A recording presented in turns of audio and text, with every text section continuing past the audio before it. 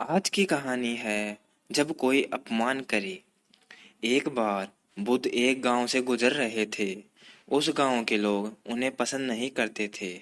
उन लोगों ने बुद्ध को घेर लिया और उन्हें बुरा भला कहने लगे।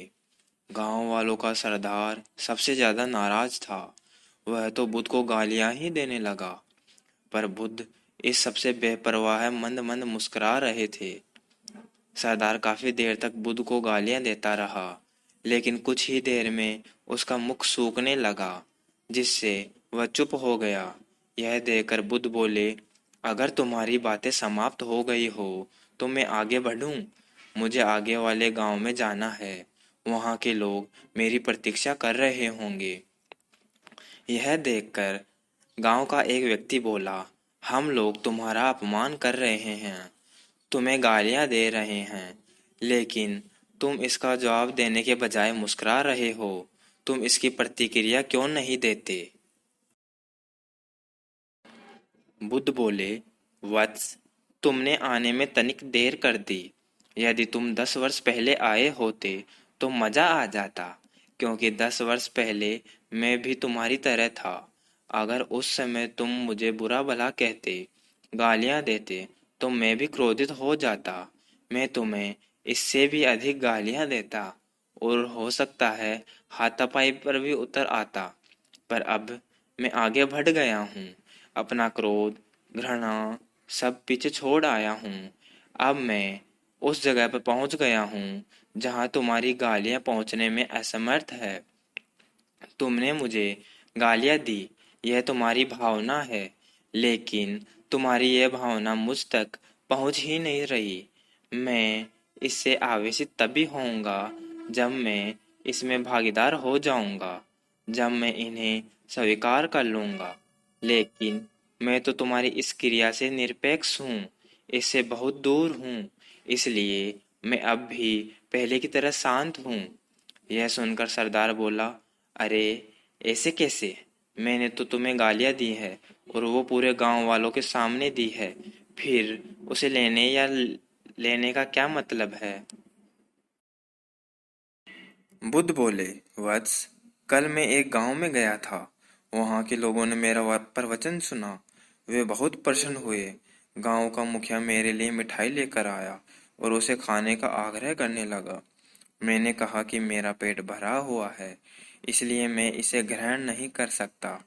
यह सुनकर वह व्यक्ति मिठाई वापस लेकर चला गया, क्योंकि जब तक मैं कोई चीज लूंगा ही नहीं तो कोई मुझे कैसे दे पाएगा। इसमें तो मेरी सहमति आवश्यक है ना। हाँ, ये तो है। एक व्यक्ति ने बुद्ध का समर्थन किया। बुद्ध ने पुनः पूछा, जब मैंने मिठाई लेने से मना कर दिया तो उन लोगों ने उसका क्या किया होगा? उन्होंने मिठाई अपने घर वालों में बांट दी होगी, एक व्यक्ति ने जवाब दिया। बुद्ध ने कहा, ठीक कहा तुमने। उस मिठाई की तरह ही तुम मेरे लिए गालियां लेकर आए हो और चाहते हो कि मैं इन्हें ग्रहण कर लूं। पर भाई, मैं इन्हें लेता ही नहीं। अब बताओ, तुम इनका क्या करोगे? उस व्यक्ति के पास इसका कोई जवाब नहीं था। बुद्ध पुनः बोले, मुझे तुम पर दया आती है वत्स। अरे, क्रोध तो मुझे तब आएगा जब मैं ये गालियां ले लूंगा, और जब मैं गालियां लेता ही नहीं तो क्रोध का सवाल ही नहीं उठता। बुद्ध की बातों पर सरदार ने कोई प्रतिक्रिया नहीं दी।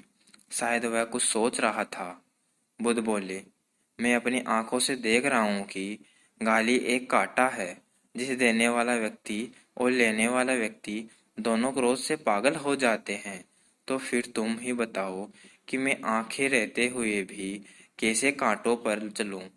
आंखें रहते हुए मैं कैसे गालियां ले लूं? और होश में रहते हुए मैं कैसे क्रोधित हो जाऊं? इसलिए मुझे क्षमा करो वत्स, मैं तुम्हारा उपहार ग्रहण करने में असमर्थ हूँ। कहते हुए बुद्ध ने अपने हाथ जोड़ दिए।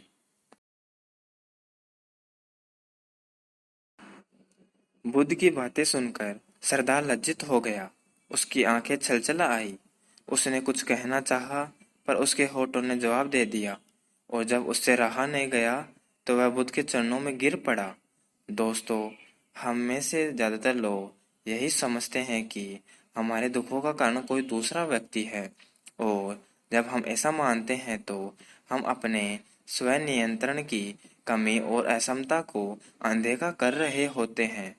वास्तव में यह हम पर निर्भर करता है कि हम दूसरों के द्वारा प्रदान की गई नकारात्मकता को स्वीकार करते हैं या नहीं। अगर हम नकारात्मकता को स्वीकार करते हैं तो हम अपने पैरों पर कुल्हाड़ी मारते हैं, और जब हम उसे अस्वीकार कर देते हैं तो घृणा, क्रोध, हिंसा हर किसी से मुक्त हो जाते हैं।